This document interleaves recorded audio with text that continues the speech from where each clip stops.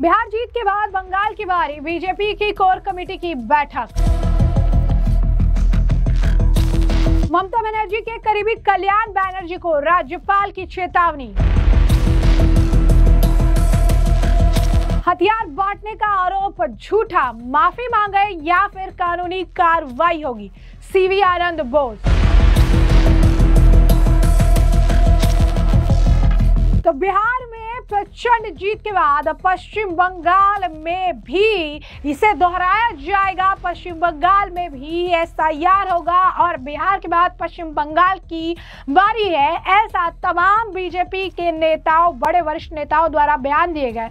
खुद प्रधानमंत्री नरेंद्र मोदी ने भी बिहार की शानदार जीत के बाद अगला नंबर जो है बंगाल का बताया। और इन सब के बीच आपको बता दें कि पश्चिम बंगाल में बीजेपी के बड़े वरिष्ठ नेताओं ने कोर कमेटी की जो बैठक है बीजेपी की देखने के लिए मिली, जो श्रमिक भट्टाचार्य, भूपेंद्र यादव समेत कई सारे बीजेपी के बड़े वरिष्ठ नेता जो है मौजूद रहे। और इस कोर कमेटी के बैठक को इस वक्त टाइमिंग को देखते हुए अहम बताया जा रहा है और कहा जा रहा है कि बिहार के बाद पश्चिम बंगाल के लिए रास्ते खुल गए हैं। और अब इस पूरे मामले को लेकर खासकर बंगाल में जिस तरीके की स्थिति है, जिस तरीके की बयानबाजी हो रही है, तमाम चीजों को देखते हुए अब बीजेपी अपनी जमीन मजबूत करने का फुल प्रूफ प्लान तैयार करती दिखेगी। बिहार में मिले शानदार जीत के बाद अब बंगाल को लेकर बीजेपी के नेता आशावादी नजर आ रहे हैं। और अब कोर कमेटी की बैठक से ये बात साबित हो चुकी है कि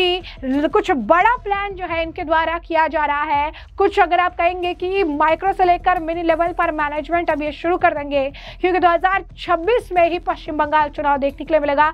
समय बहुत कम है और अचीवमेंट के लिए आंकड़ा जो है वो बहुत ज्यादा रखा है।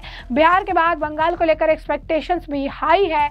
अब ऐसे में देखना दिलचस्प होगा कि किस तरीके से जो है बंगाल को लेकर रणनीति तैयार की जाती है। वही दूसरी तरफ पश्चिम बंगाल में बयानबाजियों का दौर है और इसी बीच कल्याण बनर्जी के बयान पर बंगाल के राज्यपाल भड़क गए और उन्होंने कल्याण बनर्जी को खूब सुनाया और ये भी कह दिया कि अपने बयान को लेकर माफी मांगे, नहीं तो कानूनी कार्रवाई के लिए तैयार रहे। कल्याण बनर्जी के बयान पर बीजेपी के नेताओं ने भी उन पर जमकर निशाना साधा। तो आखिर कल्याण बनर्जी ने क्या कहा, किस तरीके से जो है बयानबाजी हो रही है, विस्तार से समझिए। पश्चिम बंगाल में विधानसभा चुनाव से पहले राजनीतिक पारा चढ़ा हुआ है। चुनाव आयोग ने बिहार के बाद तृणमूल कांग्रेस शासित पश्चिम बंगाल में भी वोटर लिस्ट का विशेष गहन पुनरीक्षण यानी स्पेशल इंटेंसिव रिवीजन शुरू कर दिया है। मुख्यमंत्री ममता बनर्जी और उनकी पार्टी टीएमसी शुरुआत से इसके विरोध में रही है। बिहार चुनाव परिणाम के बाद इसको लेकर चल रही राजनीतिक तानातानी और भी तेज हो गई है। इन सबके बीच टीएमसी सांसद कल्याण बनर्जी ने राज्यपाल डॉक्टर सीवी आनंद बोस और राजभवन को लेकर ऐसी टिप्पणी कर दी जिसको लेकर नया बखेड़ा खड़ा हो गया है। अब राजभवन की ओर से भी रिएक्शन दिया गया है। इसमें कहा गया कि आरोप लगाने वाले राजभवन आए और चेक करे कि गोला बारूद कहाँ है। यदि गोला बारूद नहीं मिलता है तो माफी मांगे। गवर्नर हाउस की तरफ से भी कहा गया कि माफी न मांगने की स्थिति में मुकदमा झेलने को भी तैयार है। दरअसल तृणमूल कांग्रेस के सांसद कल्याण बनर्जी ने राजभवन को लेकर चौंकाने वाली टिप्पणी की थी।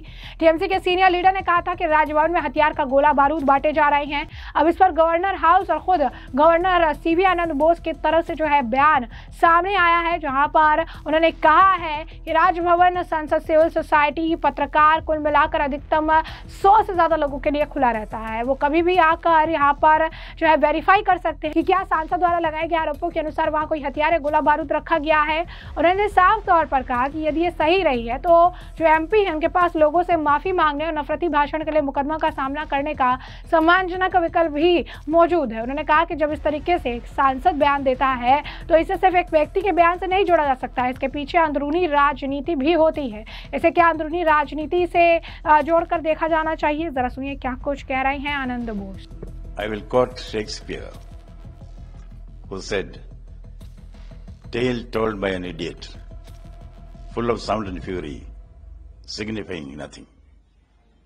That is a Shakespearean description of the untrue statement made by the Honorable Member of Parliament. Searching for arms and ammunition in the Rajbhavan is like a blind man searching in the dark a black cat which is not there. I have thrown the Rajbhavan open for public scrutiny. From today at 5 a.m. onwards, people are coming in, civil society, citizens are coming in, media is coming in to see whether there is any arms and ammunition in this Raj Bhavan. There are serious implications on this allegation. Raj Bhavan is protected or secured under the security charge of the Calcutta police.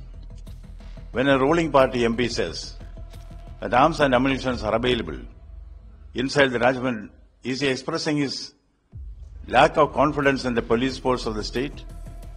Does it show any kind of inner party politics? To say that arms and ammunition have been smuggled into the Raj Bhavan is to say that the Calcutta police is conniving with that. This is not what is expected of a ruling party MP. So, I can only repeat the prayer of Jesus on the cross. Father, forgive them, for they know not what they do.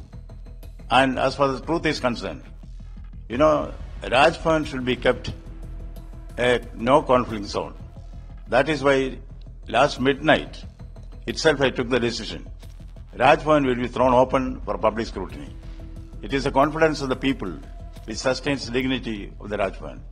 I will discharge my duties as governor only within the parameters of the Constitution of India. When an MP makes a false statement, he is not a single individual. An MP represents lakhs and lakhs of voters, ordinary people. So this is betrayal of the trust and confidence which democracy places in an elected representative. He has to make amends. He has the option either to apologize to the people of Bengal, or there are legal options which can be taken against him. This kind of hate speeches cannot be tolerated. तो जैसे कि आपने बंगाल के राज्यपाल का बयान सुना, साथ ही साथ इस मामले को लेकर शुभेंदु अधिकारी ने भी जमकर बयानबाजी की और उन्होंने कल्याण बनर्जी को एक डंक्यार्ड बता दिया और ये कहा कि सभी को पता है कि वो पार्टी में कि कितने बड़े जो है डंक्यार्ड है वो और कितने ज़्यादा जो हैं जो बयानबाजी करते हैं, वो कुछ भी कहते हैं, वो काफ़ी ज़्यादा जो है आप कह सकते हैं कि ऐसे नशीले पदार्थों का जो है सेवन भी करते हैं और वो जो है जिस तरीके के बयान वो दे रहे हैं, तमाम चीज़ें जो है कह रही है। मैं सिर्फ यही कहूँगा गवर्नर से भी कि आप जो है इसे पूरी तरीके से, मैं राज्यपाल से कहूँगा कि उनके बयान को ही पूरी तरीके से जो है आप इग्नोर करिए। सुनिए क्या कुछ कहा शुभेंदु अधिकारी ने। भाजपा का नगर he is a established drunkard, a registered drunkard, knows it everybody. Honorable Governor, His Excellency is holding very prestigious post.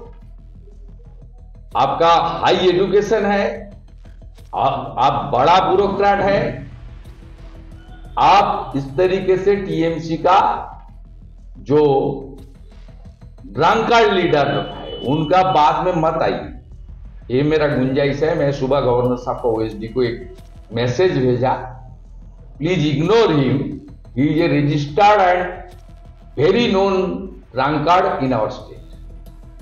तो जैसा कि आपने शुभेंदु अधिकारी का बयान सुना, वह इस मामले को लेकर दिलीप घोष का भी बयान सामने आया है। उन्होंने कहा कि ये तृणमूल कांग्रेस का कल्चर है जहां पर वो संविधान का, इंस्टीट्यूशंस का जो है इस तरीके से अपमान करते हैं और कल्याण बनर्जी जो है वो काफ़ी ज़्यादा बकवास बातें करते हैं, नॉनसेंस बातें करते हैं सिर्फ और सिर्फ कंट्रोवर्सी के लिए और लाइमलाइट में आने के लिए। सुनिए क्या कुछ कहा दिलीप घोष ने भी। देखिए, टीएमसी का कल्चर ही ऐसा है, देश की जो व्यवस्था है, संविधान है, संवैधानिक पद को अपमान करना। और कल्याण बनर्जी खुद ही ऐसा व्यक्ति हैं, उठपटांग बातें बोल करके थोड़ा सा कंट्रोवर्सी बना करके अपने को लाइमलाइट में लाते हैं। विरोधी के बारे में बोलना, राष्ट्रपति, प्रधानमंत्री, राज्यपाल को बोलना, और नहीं तो अपने पार्टी के अंदर ही झगड़ा करके अपने को न्यूज में ले आते हैं। वैसे में आपने तमाम बयान सुन लिया और हमने आपको जो पूरा मामला है विस्तार से बता दिया और इस पूरे मामले पर अब आपकी भी राय हो कमेंट सेक्शन में कमेंट करके जरूर से जरूर साझा करिएगा। धन्यवाद।